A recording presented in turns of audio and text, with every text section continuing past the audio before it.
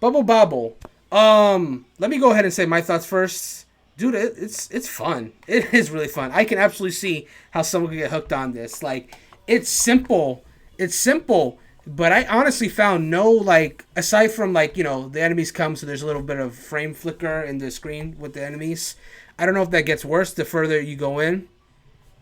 Oh, your wife is here. She said it looked like a blast. And yes, it absolutely was a blast. It absolutely was a blast. Yeah, it's fun with two players as well too. I'm But sure it is. it's definitely very old school in that it was once you got to where you could figure out some of the patterns and how some of the AI reacts. It was about trying to figure out how can you chain them together to get a higher score. So that gave it a different element of challenge and built Mm. up once you figured out the base mechanics of how to do it. And even at 7 and 8, it was challenging enough, but it was also rewarding enough to encourage you to keep playing. I feel that. I really do. And you said there's 100 levels in this, so like even that alone, the motivation just to keep going to get to the next level. I'm sure that would motivate a lot. Yeah, really, it has good replayability that way too. I agree. I agree. Very very charming. A very charming game. And yeah, you did mention before we started the stream that there are other versions of this game as well that are not as good. Like this is the best to your knowledge. Yeah, I mean they did like more levels, and they did Bobble Part Two. I think it was on the Game Boy and on the Nintendo. I Okay. remember playing those, and they were fun. But the OG, I think, was still the best for me. It's the one I spent the most time playing. Okay. Okay. Yeah. I'm gonna be completely honest here. We've played a lot of NES games on this show so far. We've played the Super Mario Brothers games, which of course still hold up very well. But we've also played a few other games like puzzle, not really puzzle games, but kind of like other platforming puzzle games. A few arcade games.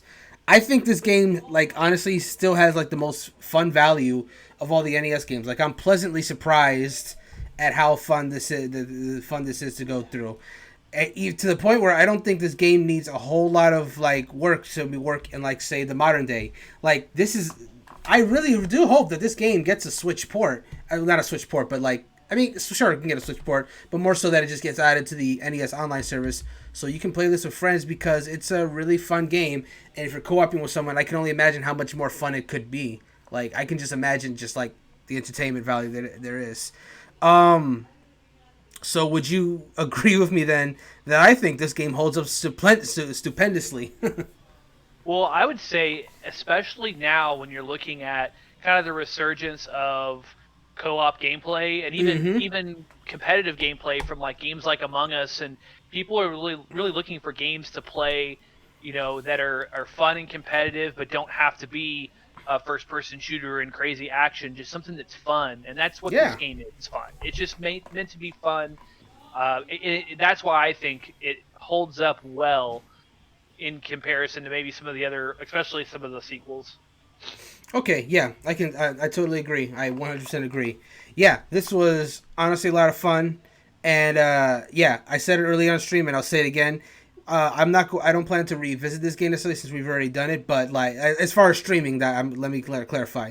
But if this game does get on Switch, like I do want to play with you, just like privately, just to have some fun because I definitely want to give it.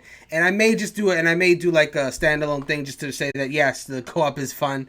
But yeah, I really hope this gets added to the Switch online service. It would be a lot of fun if it did. I really do think Hey, so.